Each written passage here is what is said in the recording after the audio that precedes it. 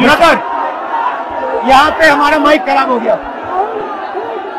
और public meeting करना मुश्किल है। जी बिल्कुल ठीक बात है। तो मैंने सोचा कि हम थोड़ा यूपी के बारे में बातचीत कर लें और आप अपना पर्सपेक्टिव हमें बताइए, हम आपको अपना पर्सपेक्टिव बताते हैं, थोड़ी डिस्कशन करते हैं। ठीक बात है, ठीक बात है।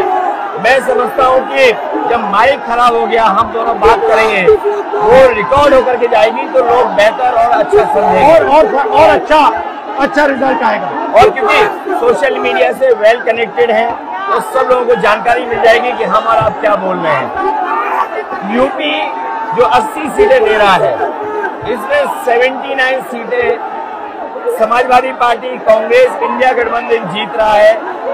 एक जो क्यूटो है उसमें हम और आप लड़ाई में हैं। और इस बार क्यूटो नाम कैसे, जापान वाला ही है ये क्यूटो, क्योंकि जो प्रधान सांसद हैं उन्हें सपना दिखाया था काशी के लोगों को कि दुनिया की सबसे बेहतर सिटी बनेगी क्यूटो। तो क्यूटो बनी नहीं बनी, काशी के लोग ये तय करेंगे और फिर वोट डालेंगे। तो इस बार मन मर्जी नहीं चलनी है, मन की बात नहीं चलेगी, हमारे आपकी बात और 140 करोड़ लोगों की बात और संविधान की बात होगी। और आपने देखा, हम सब ने देखा कि यूपी को नरेंद्र मोदी जी ने बेरोजगारी का सेंटर बना दिया और इतनी बेरोजगारी की है, ये जितने बच्चे दिखाई दे रहे हैं ये दिखाओ, वो लोग हैं दिखाओ जो अग्निवीर या पेपरवीर जिसकी वजह से ये नौकरी नहीं मिली है और ये सब रोजगार नौकरी चाहते हैं। बीजेपी ने जो झूठे सपने दिखाए थे इन्वेस्टमेंट मीट के, जो झूठा सपना दिखाया था डिफेंस एक्सपो का, जो सपने बेचे थे G20 में, लेकिन इन नौजवानों को न नौकरी मिली न रोजगार मिला, आज ये खाली हाथ हैं।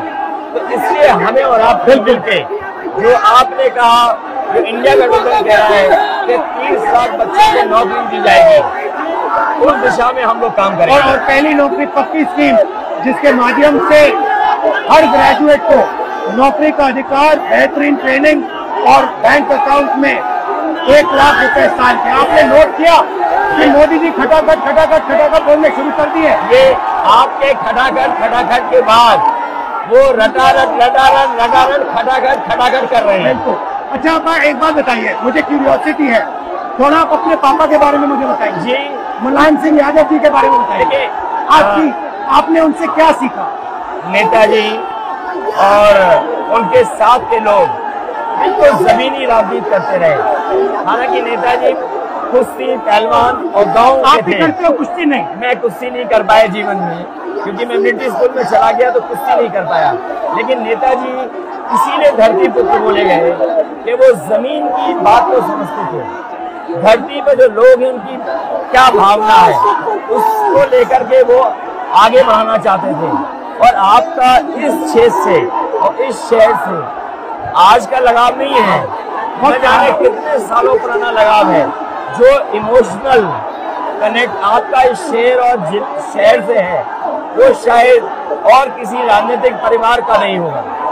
तो नेताजी से उनका हार्डवर्क और अपने लक्ष्य के लिए लगातार काम करते रहना, जो गैर बराबरी की लड़ाई डॉक्टर राम मनोहर लोहिया यहीं लड़े थे। हालांकि हमारी आपकी विचारधारा की यहाँ टकराव रहा, लेकिन हमारे व्यक्तिगत या जो सिद्धांत में कभी समझौता नहीं हुआ।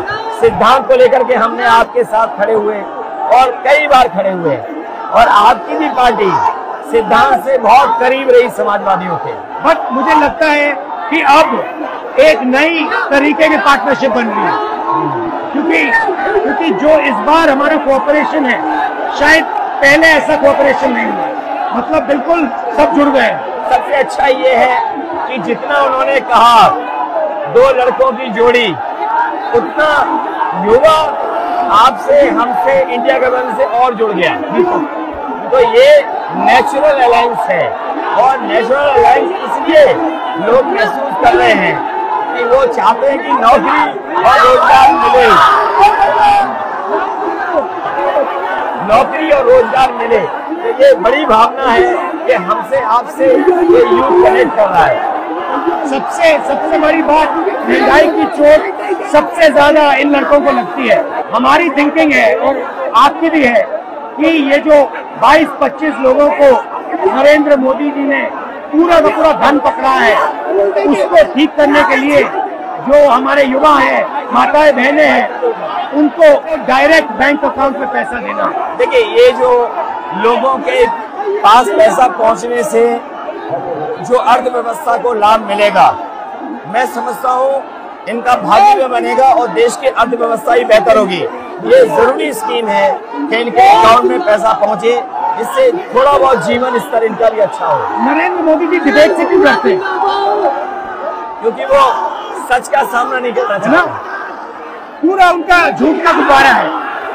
वो बीजेपी और बीजेपी के लोग मन मर्जी से चलते हैं, अपनी मर्जी से चलते हैं, और उनको लगता है कि डिस्कशन की कोई जरूरत नहीं है क्योंकि वो सब कुछ जानते हैं। डेमोक्रेसी में जितना डिस्कशन होगा, जितने विचार एक दूसरे को हम सुनेंगे और एक दूसरे पे भरोसा करेंगे, उतना हमारा लोकतंत्र मजबूत होगा। ये बीजेपी के लोगों ने न केवल हमारी जान को खतरा पैदा किया है, बल्कि लोकतंत्र को भी और संविधान को भी खतरा पैदा कर रहे हैं। और इसका नतीजा दिख रहा है कि चाइना हमारी जमीन के अंदर आ गया, ये बेरोजगारी बढ़ती जा रही है, जो प्रोडक्शन होता है वो नहीं हो रहा है, और पूरा का पूरा एक्सटॉर्शन, ईडी, सीबीआई, ये लोग मतलब एक्सटॉर्ट कर रहे हैं। कई बार सुनने को मिल रहा है और सरकार स्वीकार नहीं कर रही है, लद्दाख की हमारी सीमाएं सुरक्षित हो गई, और अरुणाचल के आसपास या सीमा जो चीन से छू रही है वो बहुत असुरक्षित है। तो चीन से जहां हमारा सीमाओं का खतरा है, वहीं चीन से हमारे बाजार को भी खतरा है। तो कहीं न कहीं हम लोगों को अपनी मैन्युफैक्चरिंग इकोनॉमी और मैन्युफैक्चरिंग इकोनॉमी को बढ़ावा देना पड़ेगा।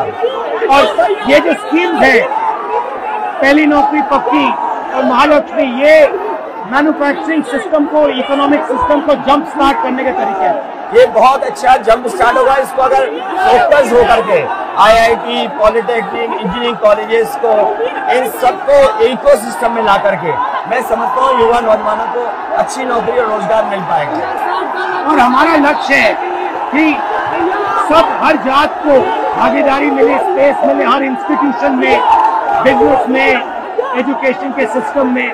तो वो हमारा, हम दोनों का लक्ष्य है। बिल्कुल। और क्योंकि जो बात सभी दल कहते थे, आज इंडिया गठबंधन कांग्रेस भी कह रही है कि सामाजिक न्याय जरूरी है, जाति गणना जरूरी है। देश के लिए ये बड़ी चीज है। जो दुनिया में अमेरिका है, यूरोप है, अपने उन लोगों के लिए जो पीछे छूट जाते हैं, उनके लिए कुछ काम करते हैं। तो हमारा जो देश जाति के आधार पर पिछड़ा है, तो इसको आगे बढ़ाने के लिए ये बड़ी भूमिका होगी इस बार। बहुत अच्छा लगा, अच्छी बहुत अच्छी मीटिंग है। मुझे लगता है कि ये यूनिक मीटिंग है। क्या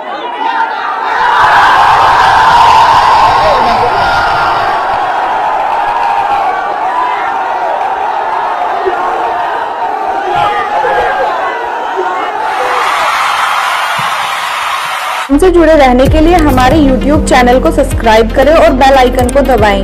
और आप ये वीडियो अगर Facebook पर देख रहे हैं तो लाइक जरूर करें और ज्यादा से ज्यादा शेयर करें। धन्यवाद।